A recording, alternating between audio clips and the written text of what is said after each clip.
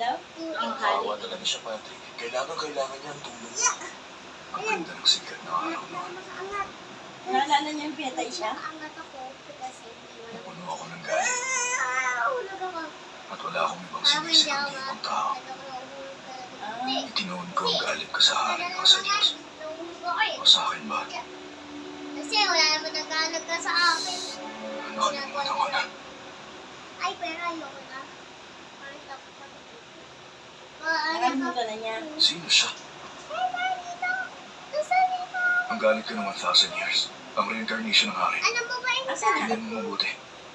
Na-reincarnate siya. Kung sakali man, nasa ganang edad siya. Yak yunok ito. Kamahalan. Siya Hindi yun. kaya yan? Katabi niya? Kalimutan mo na.